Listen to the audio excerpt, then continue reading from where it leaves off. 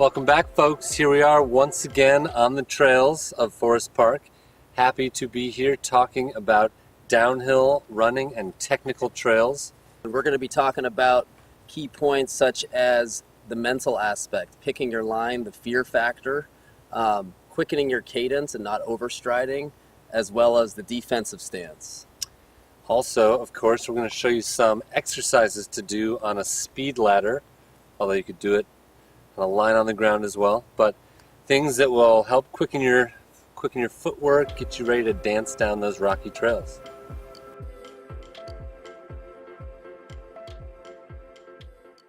So as you know, as we've said many times now, we really focus on mental training and the mental aspect of these pursuits.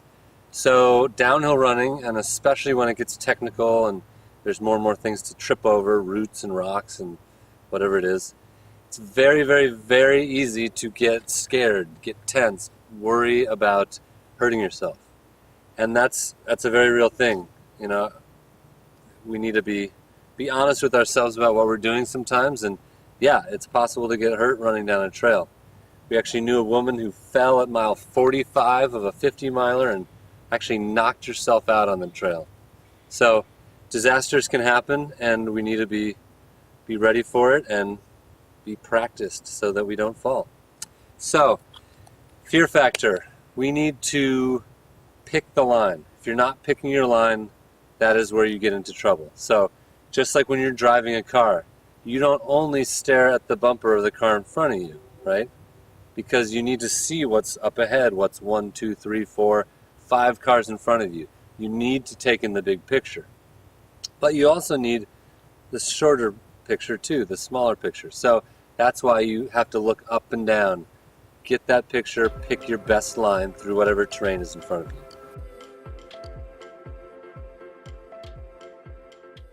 Going along with picking your line is the idea of the bad bubble, which is the opposite of the good bubble that we want when we're going uphill. The bad bubble is something that we do not want. So what the bad bubble is when you get caught in focusing too much on the space right in front of you, and you're not taking in the big picture like I just said. You're not optimally picking your line because you're too focused at those steps in front of you. So again, if you're scared, if you're tense, the natural instinct is to stare down at your feet. But as you get experienced and you're able to relax a little bit, take more of that big picture in, you can loosen up and pick a more efficient line through the terrain in front of you.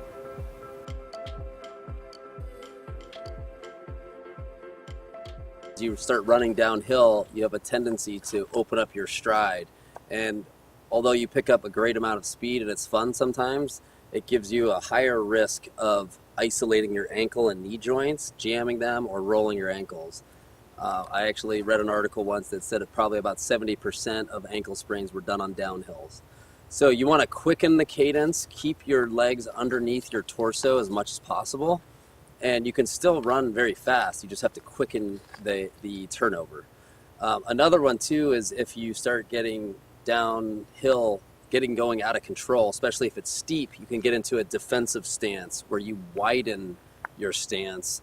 You lower your arms to about a 45-degree angle, which lowers your center of gravity. If you've ever seen a slackliner or a tightrope walker, they often put their arms down in order to balance themselves and to lower their center of gravity. Same thing goes for trail running, especially if you're running down hills that have switchbacks. You can use your arms as counterbalances.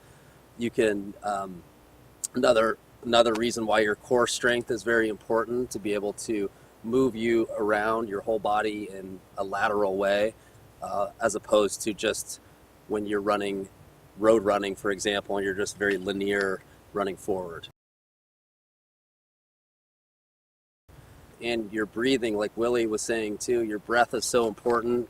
Every so often taking a deep breath through the nose, which gets deeper into your diaphragm. It actually signals your brain that you're not in like panic mode.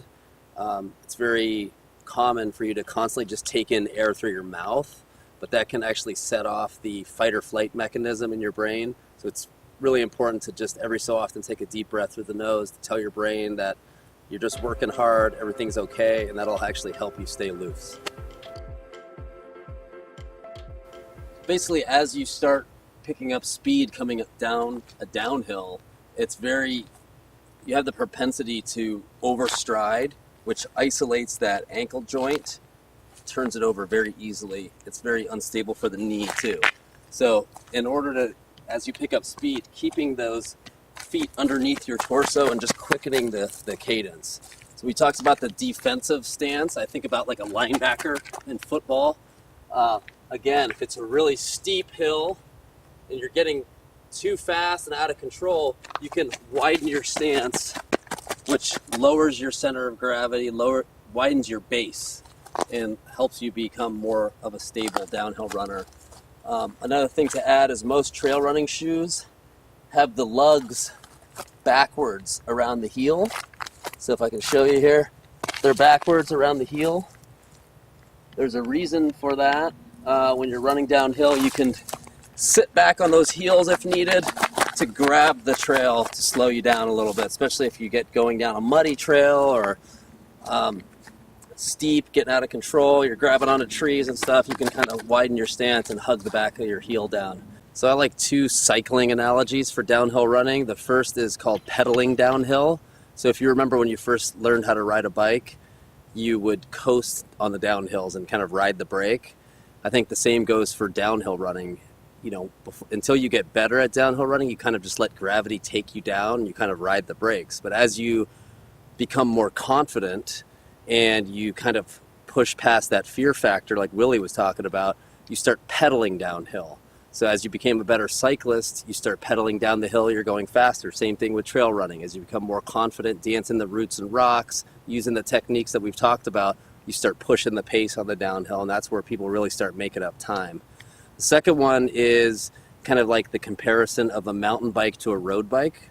A mountain bike has more surface area, so it will actually go slower than a road bike because the road bike has less surface area touching the ground due to inertia. So if you transfer that to running, the more of your foot that you slap down on the ground, the slower you're going to go.